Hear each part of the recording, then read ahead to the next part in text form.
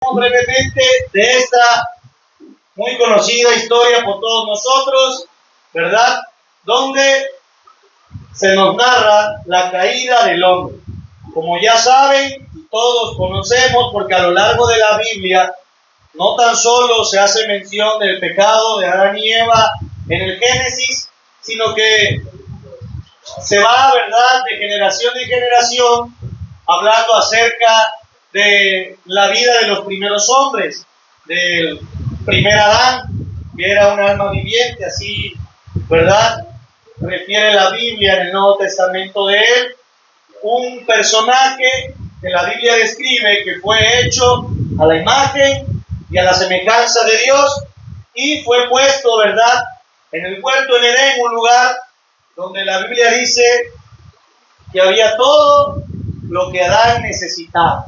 Dice que había árboles según su género, según, ¿verdad?, la semilla, según el fruto que ellos daban.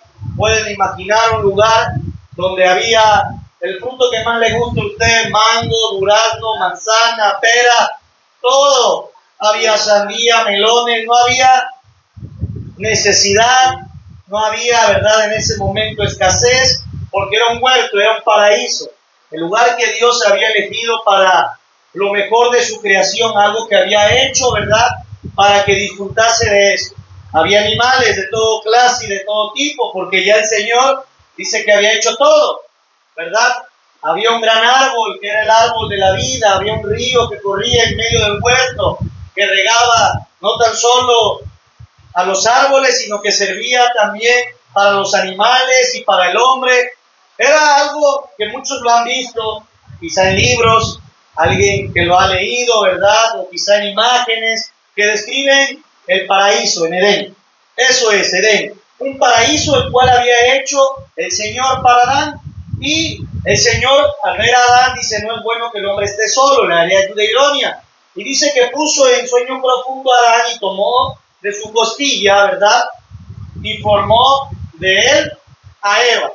Y sopló y dijo: esta será llamada varona, porque del varón fue tomada.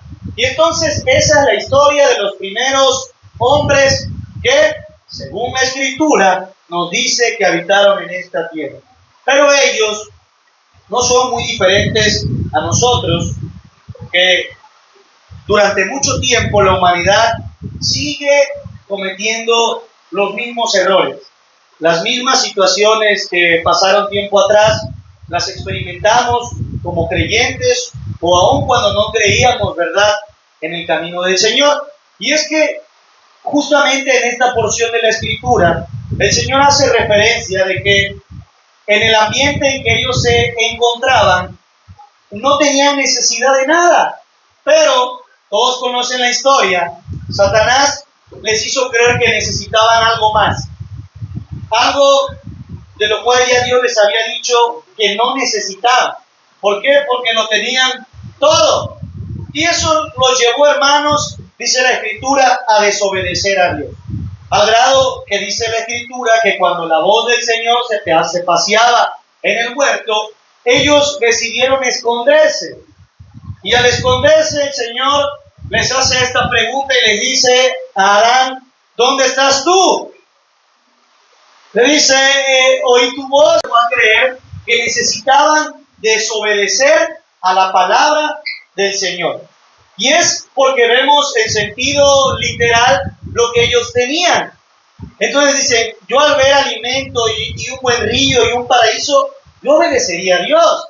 Pero dice la Escritura que nosotros somos el pueblo de Dios espiritual, y Dios es espíritu, y como es espíritu no podemos verlo, ¿verdad? Pero siempre hemos dicho, pero podemos sentirlo, podemos escucharlo muchas veces. Pero al igual que ellos, hoy Dios, hermanos, dice que nos hizo una nueva criatura, y Él es el postrer Adán. El primer Adán trajo muerte, dice, el postrer Adán trajo vida, y nos volvió a poner una atmósfera en la cual no tenemos necesidad de nada más que de Dios. El Señor le decía a María, y lo repito: solo una cosa es necesaria, y María ha escogido la mejor parte, la cual no se le va a hacer quitar. Y era el estar delante de la presencia de Dios. Adán y Eva cambiaron la presencia de Dios por lo que ellos pensaban que necesitaban: vida. Hoy, en la actualidad, nosotros tenemos pensamientos: necesitamos dinero, más tiempo, necesitamos salud, necesitamos una mejor casa, y muchas veces, sin darnos cuenta, cambiamos la presencia de Dios en nuestra vida por aquello que nos afana, por aquello que muchas veces nos gana. Y Dios nos está diciendo: ustedes no tienen necesidad de nada. Pero ¿qué pasa? Al igual que Adán y Eva, nosotros preferimos escondernos. ¿Por qué? Porque tenemos miedo de ser descubiertos en qué nosotros le estamos fallando al Señor. Y es que muchos estudiosos y pastores y hermanos que yo he escuchado dicen: ¿cómo Dios puede preguntarle dónde estás si Dios todo lo sabe? Si Dios todo lo conoce. Es un ejemplo, vamos a llamarlo así, muy fácil. Cuando yo estoy en mi casa, su casa, yo sé que Samuel está en la casa porque él no puede abrir la puerta. Pero cuando no escucho a Samuel, o cuando a lo mejor yo no lo estoy viendo, le digo: Samuel, ¿dónde estás? Aunque sé que está ahí, realmente lo que yo como padre quiero saber es qué está haciendo Samuel. Porque al no escucharlo, digo: bueno, Samuel o ya se durmió, o está en los juguetes, o está en el baño. Pero no quiere decir que yo como padre piense que Samuel se salió de la casa y anda en la calle. No. Yo como padre, al preguntarle a Samuel: ¿dónde estás? ¿Qué haces? Es la misma pregunta que Dios en aquel tiempo le hizo a Adán y Eva. ¿Por qué? Porque quería saber qué estaba haciendo. Y hoy Dios nos hace esa pregunta a nosotros: ¿dónde estás tú? ¿Por qué? Porque habitualmente nosotros no sabemos muchas veces en qué lugar nos encontramos parados. ¿Por qué? Porque así como la desobediencia entró muy fácil en la vida de Adán y Eva, muy fácil entra también en nuestra vida como cristianos. Decía el hermano Rodrigo en su testimonio: porque todos fallamos, todos pecamos. Y es algo muy natural en el hombre cristiano, ¿verdad? Que a veces falle, peque, pero lo que Dios quiere es que no estemos en esa condición. Y es una condición en la cual muchas veces la iglesia camina durante mucho tiempo. El pueblo de Israel caminó durante 40 años en desobediencia y nada de eso le sirvió. ¿Qué es lo que pasa? El hecho de ser hermanos hoy, hijos de Dios, parte, ¿verdad?, del llamado del Señor que ha puesto en nuestra vida, depende mucho de la obediencia. Y es que a veces nosotros pensamos que la obediencia depende de lo que nosotros estamos viviendo. Decía un hermanito por ahí: ¿en qué condiciones falló Adán? Estando en el paraíso, teniéndolo todo. Y aún así él cayó. Jesucristo fue obediente no teniendo nada, hermanos.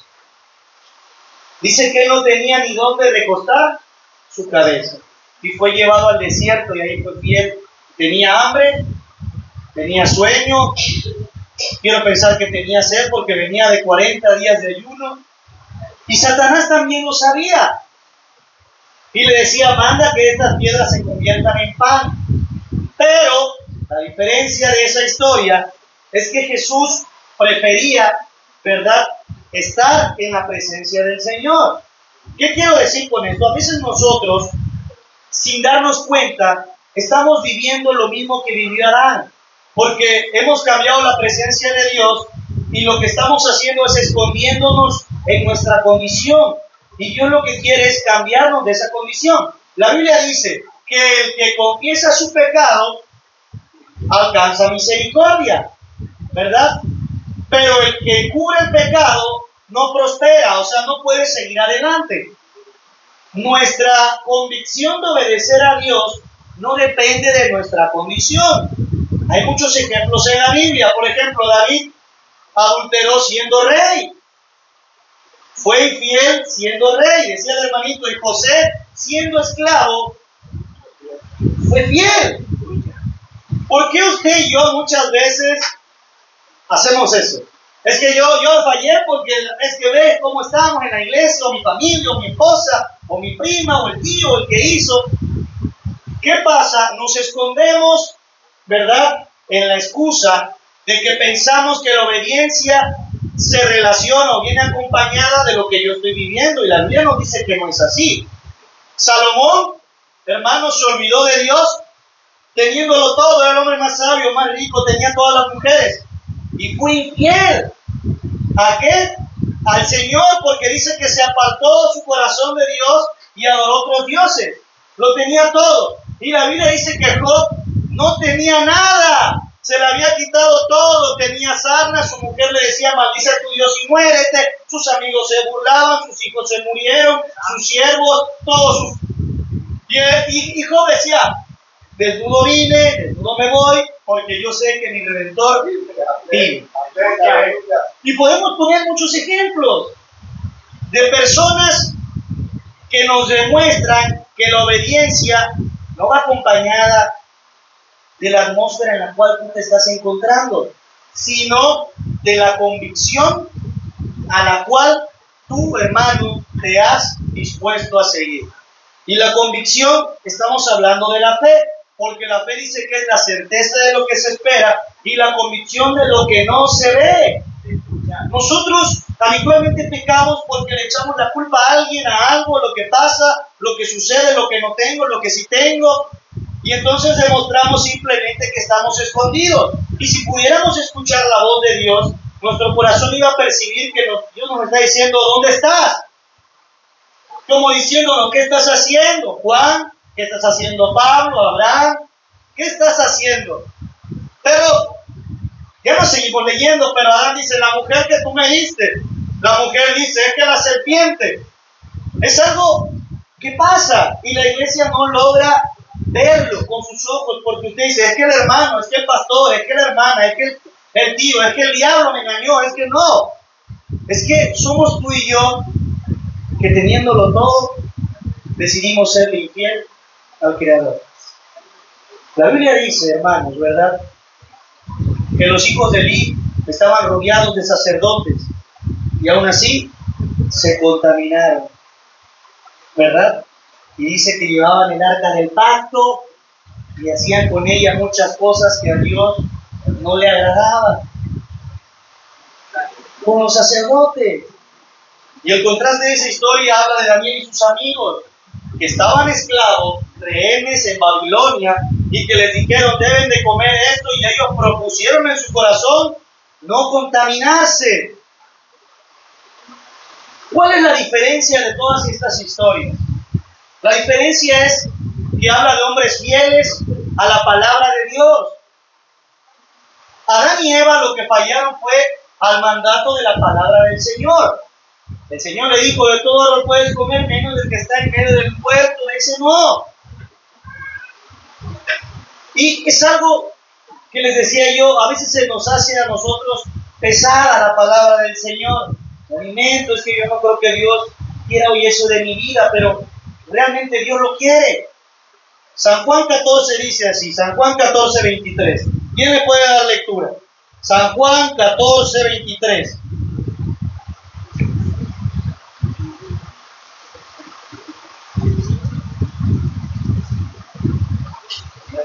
¿Qué dice, hermano? 14, 26. 23.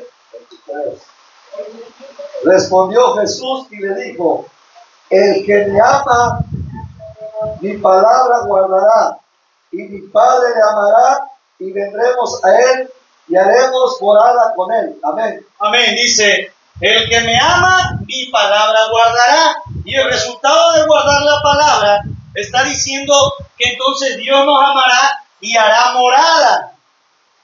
Morada, ¿qué entendemos por morada? Nos hará que nosotros seamos hogar. La Biblia dice que somos el templo. Y al ser el hogar de alguien, es que alguien vive ahí. Pero el requisito que el Señor puso ahí dice, el que guarda o el que me ama, guarda mi palabra. Y guardar significa poner algo en donde no se pierda. Usted guarda su dinero, su reloj, ¿por qué lo guarda? Porque vale. Nadie llega y deja su cartera en medio patio y las llaves de la casa. No. ¿Qué hacemos? Llega usted, pone candado, cadena, echa llave, un palo atravesado en la ventana, porque no quiere que le roben su pantalla de 80 pulgadas, su refrigerador, porque es algo que vale, algo que está pagando usted, no sé, en Coppel, en donde sea. Entonces usted dice, los ladrones, y más nosotros en zona norte, decimos, es que hermano, aquí en la zona, yo mismo voy, le cierro mi carro y le pongo. ¿Por qué? Porque no queremos que los ladrones nos roben, entonces guardamos nuestras pertenencias para que nadie nos las arrebate. Y la palabra de Dios, el diablo fácilmente no las roba. No las roba porque no logramos creer, o sea, no estamos convencidos de lo que Dios dice en su palabra. Si Dios dice que Él es fiel y que Él va a cumplir lo que ha prometido, es porque lo va a hacer. Pero viene el diablo y nos susurra al oído, como a Adán y a Eva. Y dice, tú no necesitas esa promesa ahorita, lo que tú necesitas es trabajar. Porque mira tus hijos y necesitas hacer esto. Y el Señor dice, créeme el Señor, Jesucristo será salvo tú y tu casa. Y el Dios dice, no, ahorita lo que tienes que hacer es esto y apartarte para que entonces ven. Satanás logró crear en el hombre una necesidad fuera de Dios. Y esa necesidad fuera de Dios es, hermanos, lo que más tiene la iglesia hoy. Por eso somos iglesias a veces frías, indiferentes, con poco ánimo, desganadas. ¿Por qué? Porque nuestra necesidad, llámese trabajo, nos absorbió todas nuestras fuerzas. Y entonces ya no tenemos fuerza para adorar a Dios, para venir y alabar. Nuestros hijos, la casa, nos quitó todas las fuerzas y entonces lo que le tengo que venir a dar a Dios ya es sueño y a veces y no estoy diciendo que no sea válido porque Dios ve nuestro esfuerzo. Lo que estoy diciendo es que cuando la necesidad que el diablo genera en nosotros como seres humanos, porque dependemos de cosas materiales, sobrepasa, ¿verdad?, la palabra, ¿verdad?, del Señor, entonces en nosotros produce que el diablo pueda venir y robarnos. Y es que, hermanos, Adán se escondió de Dios. Usted dice, hermano, es que yo no me estoy escondiendo, yo vengo a la iglesia. Pero se escondió de lo que había hecho. Dios, dice la Escritura, que Él vino en rescate por todos nosotros. ¿Por qué? Porque nos ama. Nadie que esté varado en unas montañas, al ver a los rescatistas que vengan, se va a esconder. ¿Qué es lo primero que hacen? ¡Ayuda, aquí estoy! O imagínate que llevas 4 días varado en un monte sin comer y cuando ves al rescatista de cualquier dependencia, Marina, Cruz Roja, y lo ves, y vienen los rescatistas y te escondes. ¿Qué es lo primero que haces? ¡Hey! ¡Ah, auxilio! ¿O qué persona lastimada en algún accidente al ver a la Cruz Roja se arrastra para que no se lo lleven? No. ¿O qué enfermo ve a un médico y se esconde? ¿Saben quiénes son los que huyen? Son los ladrones. Cuando ven a la policía, ¿qué es lo que hacen? ¿Por qué creen que se van? ¿Por qué creen que se van? Porque los van a condenar. Porque son culpables. Porque quieren seguir en esa vida de rateros o ladrones. Y la Biblia dice que Satanás vino a robar, a matar y a destruir. Cuando Satanás logra en nosotros crear, ¿verdad?, en nuestro corazón el sentir de escondernos de Dios, es porque a veces nos logra acomodarnos en nuestra condición como hombres delante del Señor. Es cuando nosotros decimos, sí, he pecado y estoy cómodo y sigo pecando y sigo pecando y sigo pecando. Lo que Dios quiere es que nosotros, hermanos, le demos al Señor, ¿verdad?, o confesemos al Señor nuestra manera de vivir. Que no hagamos lo que habitualmente pasa. El no obedecer a Dios depende de lo que está haciendo el hermano de la derecha, el de la izquierda, la iglesia de allá abajo, el que predicó, el que no predicó. Les puse 5 o 6 ejemplos que hacen ver que la obediencia no depende de las circunstancias, sino depende de la convicción que el hombre tiene para lo que ha sido llamado. Cuando usted muchas veces decae de venir, de asistir, de quererle servir al Señor, es que se está escondiendo. Pero la Biblia dice que el Señor no llegó a sacar a Adán. Él vino a decirle dónde está. Dios viene a decirnos dónde está tu corazón hoy. A veces mi corazón está siempre allá afuera. ¿En qué? En lo que necesito yo, mis hijos, mi familia, trabajar más para tener esto. Pero si el Señor me dijera, necio, ¿no sabes que esta noche vienen por tu alma? La parábola dice que aquel hombre no podía ni dormir porque decía, yo voy a hacer otro granero, voy a hacer aquello y lo otro. Y no sabía, hermanos, que su tiempo había finalizado. Lo que Dios nos está diciendo es, hermanos, que no podemos escondernos de Dios. ¿Por qué? Porque Dios todo lo conoce. Vamos a leer este salmo que David escribió en los tiempos de cuando él, ¿verdad? Salmo 139, cuando él muchas veces, como nosotros, como hombres, le falló al Señor, dice el Salmo 139. Le voy a dar lectura yo. Y analicemos lo que el Señor le dice, ¿verdad? O transmite a través de estas palabras de David. Dice, oh Jehová, tú me has examinado y conocido.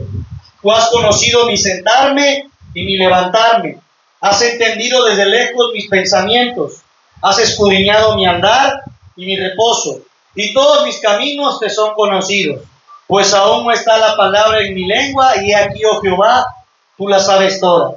Detrás y delante me rodeaste y sobre mí pusiste tu mano. Tal conocimiento es demasiado maravilloso para mí. Alto es, no lo puedo comprender. ¿A dónde me iré de tu espíritu? ¿Y a dónde huiré de tu presencia? Si subiere a los cielos, allí estás tú. Y si en el Seol hiciere mi estrado, he aquí, allí tú estás. Si tomare las alas del alba y habitar en el extremo del mar, aún allí me guiará tu mano y me asirá tu diestra. Si dijere ciertamente las tinieblas me encubrirán, aún la noche resplandecerá alrededor de mí. Aún las tinieblas no encubren de ti, y la noche resplandece como el día. Lo mismo te son las tinieblas que la luz, porque tú formaste mis entrañas. Tú me hiciste en el vientre de mi madre. Te alabaré porque formidable y maravillosas son tus obras. Estoy maravillado y mi alma lo sabe muy bien. No fue encubierto de ti mi cuerpo. Bien que en oculto fui formado y entretejido en lo más profundo de la tierra. Mi embrión abrió tus ojos y en tu libro estaban escritas todas aquellas cosas que fueron luego formadas sin faltar una de ellas. Cuán preciosos me son, oh Dios, tus pensamientos. Cuán grande es la suma de ellos. Si los enumero se multiplican más que la arena. Despierto y aún estoy contigo. De cierto Dios hará morir al impío. Apartaos pues de mí, hombres sanguinarios, porque blasfemia dicen ellos contra mí. Tus enemigos toman en vano tu nombre. No dio, oh Jehová, a los que aborrecen, y me enderezco contra tus enemigos, me enardezco, contra tus enemigos. Los aborrezco por completo, los tengo por enemigos. Examíname, oh Dios, y conoce mi corazón. Pruébame y conoce mis pensamientos, y ve si hay en mí camino de perversidad, y guíame en el camino eterno. David le dice, Señor, tú me conoces lo que pienso, dónde estoy, lo que hablo. Me vas a hallar si me fuera yo al mar, a lo profundo de la tierra. Aun cuando despierto, tú estás ahí conmigo. Tú conoces a mis enemigos, los que me quieren. Aun cuando estaba yo abriendo mis ojos como un enemigo, tú sabías. ¿Por qué, hermanos? Porque Dios lo sabe todo. Dios sabía que Adán estaba escondido detrás de un árbol. Dios sabía que Adán había pecado, que había escuchado a la serpiente, que había sido seducido y engañado. Lo que Dios quería saber es si Adán iba a persistir en su condición. Yo muchas veces agarro a mi hijo y le digo, Samuel, ven para acá, ¿qué hiciste? Aunque mi esposa y yo sabemos ya lo que hizo, nuestro deber como padre es decirle, ven, dime tú Dime tú lo que hiciste. Y él como bebé o niño dice, es que yo, papá, estaba haciendo, pero no me vas a regañar, ¿verdad? No, hijo. Lo que yo quiero es que tú me digas lo que hiciste. Que te des cuenta que lo que hiciste es malo. Y dice, bueno, es que lo que pasa, pero no me van a castigar, ¿verdad? Samuel, le dice mi esposa, Samuel, tienes que decirme la verdad. Y entonces él empieza a hablar y lo vemos y le decimos, pero es verdad lo que está diciendo. Bueno, o sea, es que lo que pasa es que lo llevamos al punto, aunque ya sabemos lo que él hizo, aunque puede ser algo no tan malo, lo que queremos nosotros como padres es que él haga conciencia y entienda que lo que hizo no es correcto, no es bueno.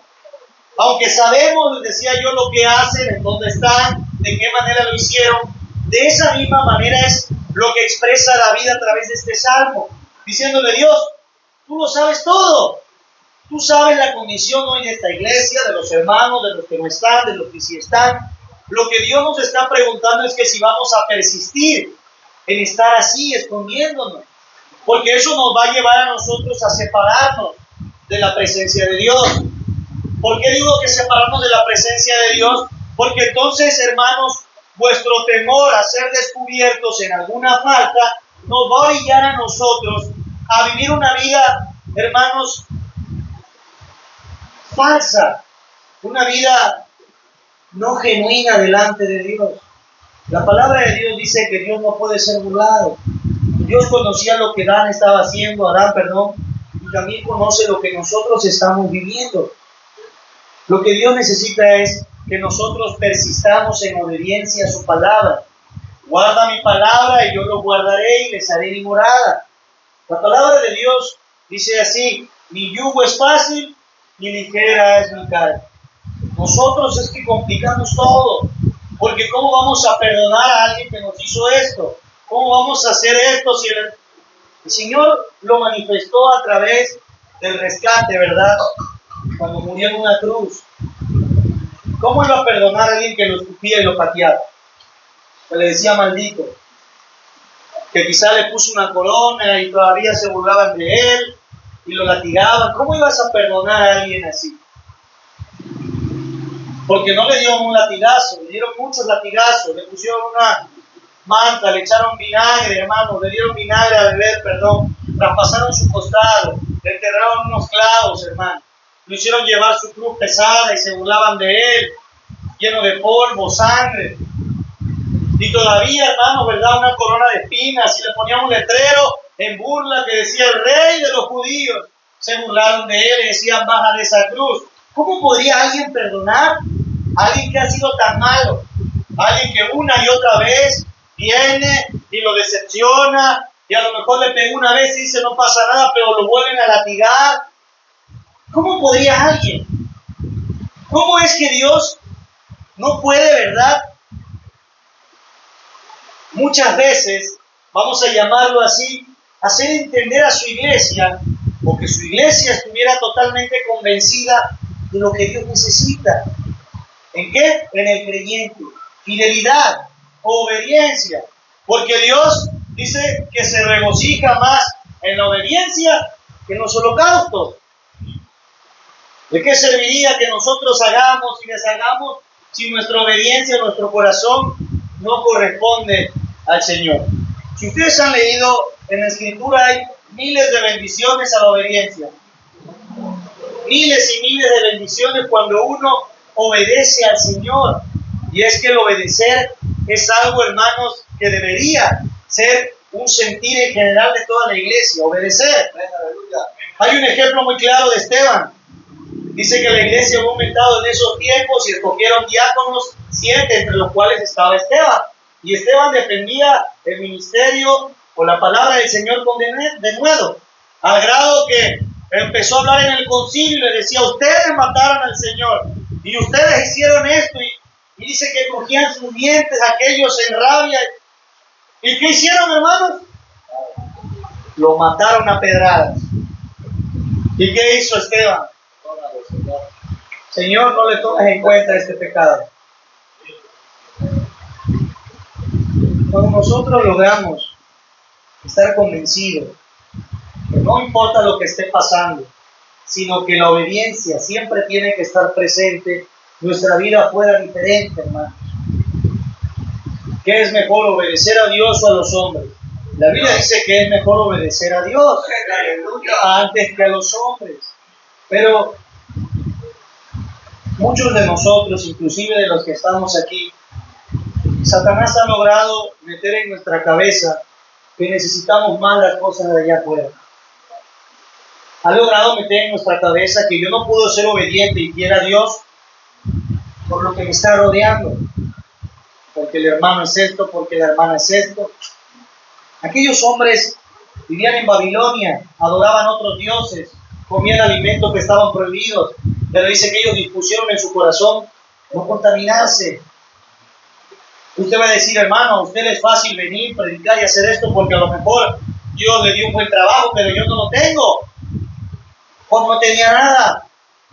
Jesucristo tampoco, hermano. Él se despojó de ser rey y Dios y vino en condición de hombre, pero fueron obedientes y fieles. No depende la obediencia de la circunstancia que vive, sino de aquello que usted aceptó cuando vino a los pies de Cristo y dijo, yo creo. Usted no dijo, yo creo hasta que el hermano Pablo me diga algo, voy a dejar de creer, Señor. Esa no fue la condición. La condición fue creer en el Señor, creer en el Señor siempre. Como decía el apóstol Pablo, en medio de la abundancia y la escasez. El apóstol Pablo en la segunda carta a los Corintios, él habla de todo lo que sufrió, azotes, herido, en peligro de muerte, naufragio, azotado muchas veces, en peligro de malhechores, con hambre. Dice, pero de todo eso me glorío. ¿Por qué? Porque siempre se manifestó el poder de Dios en su vida. Es necesario muchas veces que nosotros hagamos conciencia de qué es lo que tenemos. Les decía yo la prédica pasada, ¿por qué siempre pensamos en lo que no tenemos y no valoramos lo que tenemos? ¿Por qué no valoramos que tenemos sanidad cuando hay personas que están orando día y noche para ser sanos? ¿Por qué no oramos por lo que tenemos, unos hijos, cuando hay personas que no pueden ni siquiera tener la bendición de ser padres? ¿Por qué siempre estamos enfocados en lo que no tenemos? Adán y Eva se enfocaron en que podían ser como dioses, sabiendo lo bueno y sabiendo lo malo, y desecharon todo un paraíso que tenían para ellos. Cada vez que nosotros desechamos la palabra del Señor, el servirle al Señor, sin darnos cuenta, estamos desechando un gran paraíso. La Escritura dice que el Señor, ¿verdad, hermanos?, tiene para nosotros algo indescriptible.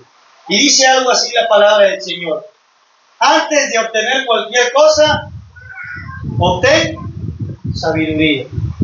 Porque la sabiduría vale más que el oro, que las piedras preciosas, que cualquier cosa de valor. Dice la Escritura, la sabiduría está por encima.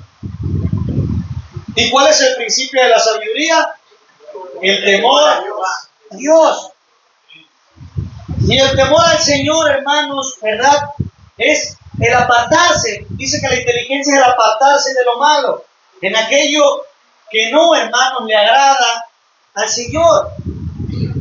Es simple para el género humano entenderlo, lo difícil es ponerlo por obras. Siempre vemos la historia del Génesis, Adán y Eva, y decimos cómo pudieron pecar si lo tenían todo, si Dios les había dado Es más, Dios se paseaba y les hablaba. ¿Cómo pudieron hacer eso, hermanos? Dios nos habla de muchas maneras. Hay testimonios de los hermanos que manifiestan a través de las enfermedades. Dios pone su mano. A veces pensamos que son coincidencias, pero no es así. Dios siempre mueve, habla, pone las cosas en el lugar y en el momento exacto, porque el Salmo lo dice. Dios lo conoce todo, manifiesta su omnipresencia, que Él es omnipotente, que Él es omnisciente, Él lo sabe todo, lo ve todo, está en todo lugar, porque ese es el Dios que creó, hermanos, un paraíso ahora para nosotros, un lugar en el cual podemos estar seguros, y eso es en su presencia. Somos hoy parte de su templo, somos la morada del Señor. La palabra de Dios dice, porque nosotros tenemos la mente de Cristo. Un lugar en donde no va a haber necesidad de nada. ¿Por qué? Apocalipsis dice que en los últimos tiempos no habrá necesidad de nada, porque Dios será nuestro sol, vuestro todo. Solamente estaremos cantando y diciendo: Santo, Santo, Santo, Santo.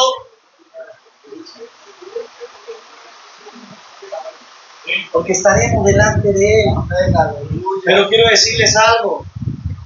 El Señor dijo: van a estar delante de mí, pero antes de que estén delante de mí, yo estaré en ustedes. Y lo que Dios quiere es que podamos sentirlo cada vez que hay un problema, cada vez que hay algo, que podamos entender qué haría el Señor, de qué manera tengo que serle fiel a Dios. No que las cosas nos orillen a desobedecerlo, que las personas nos hagan abandonar nuestro ministerio, no. En la Biblia no hay nada de eso que Dios haya agradado. Lean todas las historias de la Biblia, de lo contrario, Dios decía: hey, el camino no es este, ven, tienes que soportar porque yo soporté. Yo te estoy mandando ahí, pero Señor, ahí es, Moisés. Ve y mira para dónde ir a mi pueblo y para dónde decía no. Y Moisés, si hubiera sido en este tiempo, a lo mejor un integrante del remanente, a ver, ¿para qué voy si ya me dijo que no? ¿Por qué Dios me está mandando? No me está mandando Dios, lo dijo el hermano porque estamos creyéndole al hermano. Y entonces es como si Dios se contradijera, porque Dios le decía: ve y dile, deja ir a mi pueblo. Ahí va Moisés otra vez. Es como aquel que tenía que ver que iba a venir un diluvio, le decía: ¿verdad? Ve y sube. Ya viene la lluvia, y él subió y decía: no hay nada. ¿Sí han oído esa historia? Y subió, ¿cuántas veces? Y a la séptima vez ve y baja y dice: ve una pequeña nube, como del tamaño de la mano de un hombre. Y le dice: prepárate porque gran diluvio. El siervo pudo haber dicho: mi Señor me está engañando. ¿Por qué tengo que ir si a la primera lo hubiera hecho? Pareciera imposible que el Dios creador de los cielos, de la tierra, el que dijo sea la luz y fue la luz, muchas veces ponga su creación en estas circunstancias, pero es para que nosotros creamos y estemos convencidos al Dios que servimos. La gente que adora a otras deidades no está convencida muchas veces. Adora cosas que se rompen y se pierden, cosas, hermanos, materiales, pero nuestro Dios, dice la Escritura, que vive. En este momento Él nos está viendo, nos está oyendo, Él conoce de qué manera está latiendo tu corazón, de angustia, de tristeza, de dolor. Pero Él dice: ven, ven a mí. ¿Dónde estás? ¿Dónde estás tú? Yo no te estoy juzgando por la manera en que fallaste. Lo que quiero es que no sigas fallando en eso. No quiero que sigas parado ahí. ¿Dónde está tu corazón? ¿Dónde está aquel que me servía, que me amaba, que glorificaba mi nombre, que quería que todos me conocieran? Aquel que se gozaba, que no quería que el culto terminara, que quería, hermanos, comerse la Biblia en un día y conocer quién era Dios. ¿Dónde está? ¿Dónde está esa persona que tenía todo?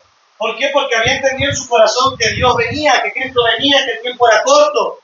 Ahora, ¿qué pasa? La necesidad que el diablo ha puesto en nuestro corazón nos hace olvidar que Cristo viene por su iglesia. Y entonces pensamos en que mis hijos, ¿qué tendrán? Yo trabajo duro, pero sé que todo lo que estoy trabajando en algún momento, hermano, va a perder su valor. Lo mejor que le puede dar a Rebeca y a Samuel ni siquiera es un coche, o a lo mejor, hermanos, un negocio, no. Porque si a lo mejor ellos no son sabios o entendidos, no les va a durar. O a lo mejor ni siquiera podamos llegar nosotros a heredarle algo así. Pero lo que sí podemos inculcarle y heredarle es algo que permanece para siempre. Porque la Biblia dice: cielo y tierra pasarán, pero mi palabra permanecerá. Y esa palabra es la que hay que guardar bien en nuestros corazones, hermanos. Amén. Vamos a cerrar nuestros ojos, Señor. En esta hora te damos